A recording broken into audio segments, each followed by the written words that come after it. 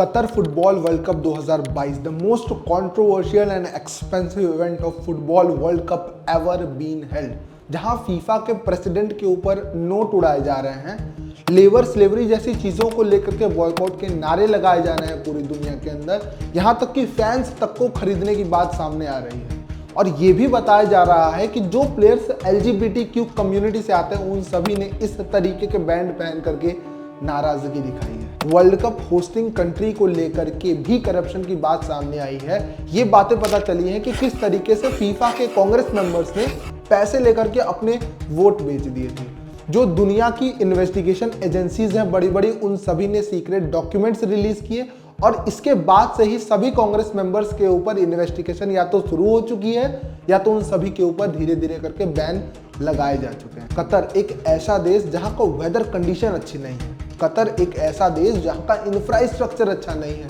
Qatar एक ऐसा देश जहां सिर्फ रेगिस्तान है, जहां पर अगर प्लेयर्स फुटबॉल खेलेंगे तो उनकी हेल्थ रिस्क पर आ सकती है। और एक ऐसा देश जिसे US और ऑस्ट्रेलिया जैसे बड़े बड़े देशों को हरा करके इस वोटिंग में होस्टिंग अपने नाम की, आखिर किस तरीके से ये सारी चीज़ें पॉसिबल हो पाई हैं, आज के इस वीडियो में इसी के बारे में जानने की कोशिश करें। फीफा, जिसे यूनाइटेड नेशन ऑफ फुटबॉल भी कहा जाता है, वो 211 कंट्रीज को रिप्रेजेंट करती है। फीफा अपने आप को एक NGO की तरह रजिस्टर करा के रखी है, यानी कि नॉन प्रॉफिटेबल गवर्नमेंट ऑर्गेनाइजेशन, और इसी के ऊपर जिम्मेदारी होती है वर्ल्ड कप किस जगह पर होगा, किस तरीके से होगा, कब होगा, सारी चीज़ों को गवर्न करने की जिम्मेदारी फीफा के ऊपर होती है। वर्ल्ड कप ऑफ फुटबॉल हर 4 साल में एक बार ऑर्गेनाइज कराया जाता है और ये किस जगह पर होगा, इसका क्या वेन्यू होगा, ये डिसाइड नहीं होता है। अब किस कंट्री में फीफा का वर्ल्ड कप होना है, इसका डिसीजन भी फीफा खुद ही लेता है। दोस्तों, वर्ल्ड कप को अब कौन सी कंट्री ऑर्गेनाइज करेगी, किस ईयर में, इस चीज का प्रिपरेशन 8 से 10 साल पहले ही स्टार्ट कर दिया जाता है, क्योंकि इस पूरे इवेंट को ऑर्गेनाइज करने के लिए बहुत सारी प्रिपरेशन की जरूरत होती है। दोस्तों, कतर ने किस तरीके से 2022 के वर्ल्ड कप की ये पूरी होस्टिंग के राइट जीते, इसको समझने से पहले हमें ये समझना होगा कि आखिर फीफा कैसे सेलेक्ट करती है किसी कंट्री को कि कौन सी कंट्री किस ईयर में वर्ल्ड कप होस्ट कर रही होगी। तो सबसे पहले फीफा करती है अनाउंसमेंट कि जो भी कंट्रीज इंटरेस्टेड हैं कि वो चाहते हैं कि वर्ल्ड कप को होस्ट करना, वो आइए और एप्लीकेशन दे दीजिए। एप्लीकेशन देने के लिए उनको 1 से 1.5 महीने का टाइम फीफा देती है। उसके बाद फीफा एलिजिबिलिटी चेक करती है रिव्यू करने के बाद, और फिर ये लेवल 2 पर चला जाता है जहां पर वोटिंग होती है बैलेट सिस्टम के थ्रू, और ये वोट डालते हैं फीफा के ही कुछ कांग्रेस मेंबर्स, और इनको कुछ ग्राउंड्स होते हैं, कुछ पैरामीटर्स होते हैं जिसको देखने के बाद उन्हें ये वोटिंग करनी होती है। जिसमें सबसे पहला होता है कि उस कंट्री के पास पैसे हैं कि नहीं, कि ये पूरा इवेंट को ऑर्गेनाइज कर सकता है कि नहीं, वहाँ का वेदर कैसा है, वहाँ का इंफ्रास्ट्रक्चर कैसा है, वहाँ की सिक्योरिटी कैसी है, जिस ग्राउंड के ऊपर फुटबॉल मैचेस होने वाले हैं वो सारे प्रॉपर हैं कि नहीं है। ये सारी चीज़ों को देखने के बाद ये सभी मेंबर्स वोट डालते हैं, और इसके बाद कंट्री को सेलेक्ट किया जाता है कि कौन सी कंट्री होस्ट कर रही होगी। जो भी कंट्री इस वोटिंग में मेजॉरिटी पाती है, उस कंट्री को फाइनली उस ईयर के लिए एलिजिबल कर दिया जाता है कि आप प्रिपरेशन स्टार्ट कर सकते हो, आपके यहाँ पे इस ईयर का वर्ल्ड कप होने वाला है। तो साल था 2010, जहां पर 2 वर्ल्ड कप 2018 और 2022 के लिए वोटिंग होनी थी।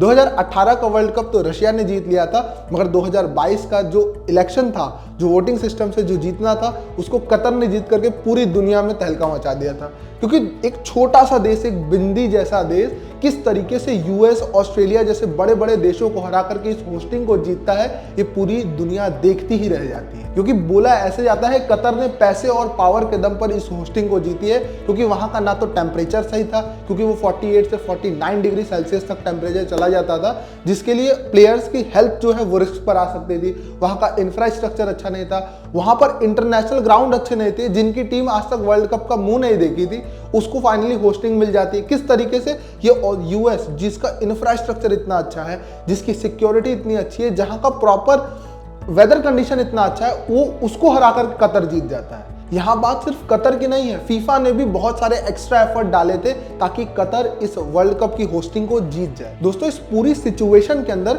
2 मेजर सवाल आते हैं। पहला, आखिर कतर ने इस पूरी होस्टिंग को जीती कैसे और फीफा ने एक्स्ट्रा क्यों एफर्ट किया, और दूसरा सवाल यह आता है कि आखिर कतर को इतनी क्या पड़ी थी कि वो वर्ल्ड कप होस्ट करने के लिए इतने सारे स्कैम्स और इतने सारे करप्शन के अंदर इन्वॉल्व होता है। दोस्तों, इस कहानी के 3 मेन किरदार हैं।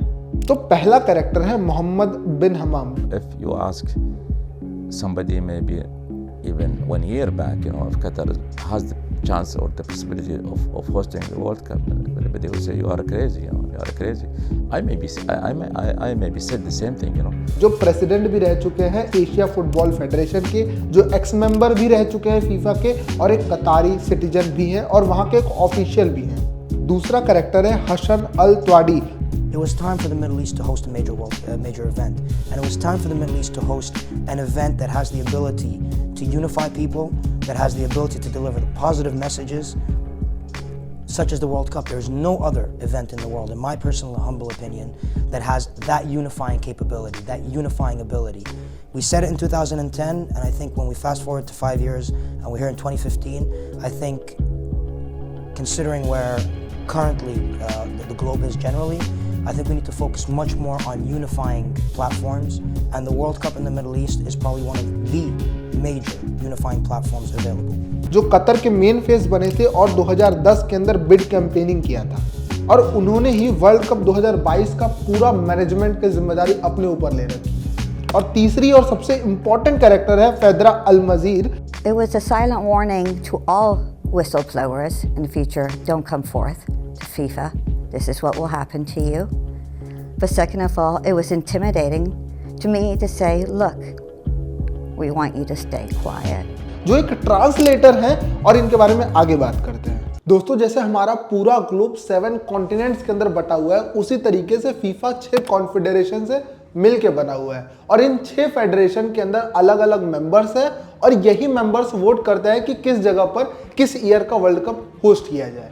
तो साल 2010 के अंदर टोटल 24 मेंबर्स थे इस पूरी कॉन्फेडरेशन को मिला करके, और इन सभी 24 मेंबर्स को वोटिंग करनी थी, मगर इसमें से 2 मेंबर्स को डिस्क्वालीफाई कर दिया गया क्योंकि ये दोनों अपना वोट बेचते हुए पाए गए थे। तो अब बचे 22 मेंबर्स, और इन 22 मेंबर्स से मेजॉरिटी चाहिए थी कतर। तो इस मेजॉरिटी लेने के लिए हमम ने त्वाडी को अपने पास बुलाया और एक मीटिंग रखी। क्यों? क्योंकि हमम जो थे वो एक्सको मेंबर्स रह चुके थे फीफा के, इस वजह से उनको पता था कि किस मेंबर्स को क्या लालच दिया जाए और किसको किस तरीके से तोड़ा जा सकता है। और हमम ने त्वाडी को उस मीटिंग के अंदर सारी चीजें बताई कि किस तरीके से किस मेंबर को आप बात करो, किस मेंबर को किस तरीके से वोट के लिए कन्विंस करो। ये सारी बातें उस मीटिंग में त्वाडी को बता दी जाती है हमम के द्वारा। तो फीफा के टोटल 6 फेडरेशन में से एक फेडरेशन है CEF। इसके अंदर टोटल 4 मेंबर है, जिसमें से एक मेंबर को डिस्क्वालीफाई कर दिया गया था क्योंकि वो अपना वोट बेचते हुए पाए गए थे, जिसमें से बचे 3 मेंबर्स, और 3 मेंबर के पास जाते हैं त्वाडी और कहते हैं कि मैं आप सभी लोगों को $1-1 मिलियन दूंगा, आप अपने वोट प्लीज कतर को दे दीजिएगा। इसके बाद वो जो तीनों मेंबर्स रहते हैं वो सभी मना कर देते हैं, बोलते हैं इतने कम दाम में थोड़ी हम बिक जाएंगे।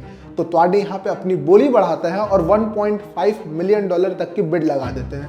इसके बाद वो तीनों राजी हो जाते हैं और वो तीनों का वोट जो है वो कतर को जाता है। ये बात सामने तब आती है जब जो अल मजीज थी, जो फेडरा अल मजीज थी, उन्होंने इन्वेस्टिगेशन एजेंसीज को ये सारी बातें बताई, और जो फेडरा थी वो इस मीटिंग के अंदर प्रेजेंट थी एज अ ट्रांसलेटर, जिसके बदौलत ही इस पूरे स्कैम की बात सामने आई थी कि किस तरीके से वोट बेचे गए थे CEF मेंबर्स के द्वारा कतर को। मगर सबसे चौंकाने वाली बात यहाँ पे यह है कि अभी तक ये सारी डील मेंबर्स के साथ हो रही थी, बाद में ये डील वहाँ की गवर्नमेंट के साथ होने लगी जब थाईलैंड के साथ कतर की ऑयल डील हुई बहुत ही सस्ते दामों के ऊपर। ऑब्वियसली वोट किसको गया? कतर को गया।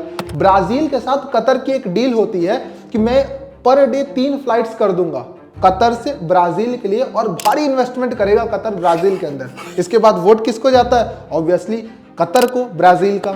दोस्तों, फीफा के 6 कॉन्फेडरेशन के अंदर एक सबसे बड़ा कॉन्फेडरेशन है यूफा का, जिसके अंदर मैक्सिमम मेंबर्स है, और इसको तोड़ना सबसे क्रूशियल होने वाला था कतर के लिए। दोस्तों, कतर ने ठीक ढंग से होमवर्क कर रखा था, जैसा कि हमने त्वाडी के साथ मीटिंग रख के सारे प्लाटिंग कर रखी थी कि किसको किस तरीके से तोड़ना है। तो यूएफए के लिए मीटिंग के अंदर ये डिस्कस हुआ कि अगर हम प्लेटिनी को तोड़ देंगे, जो यूएफए कॉन्फेडरेशन के प्रेसिडेंट भी हैं, और जिसको प्लेटिनी बोलेंगे उस कॉन्फेडरेशन के सभी मेंबर्स का वोट उसी को चला जाएगा। उनको बहुत इन्फ्लुएंशियल व्यक्ति माना जाता है। तो होता क्या है कि कतर के आमिर के बेटे ने फ्रांस के प्रेसिडेंट सरकोजी और यूएफए के प्रेसिडेंट प्लेटिनी के साथ एक मीटिंग रखी, जिसके अंदर यह डील होता है कि अगर यूएफए के सभी मेंबर्स कतर को वोट देंगे तो फ्रांस के लिए कतर बहुत कुछ करेगा। जैसे Airbus billion dollar deal, 7 billion का राफेल फाइटर जेट की डील, कतारी इन्वेस्टर की फ्रांस फुटबॉल क्लब PSG पर फुल कंट्रोल और कतर ने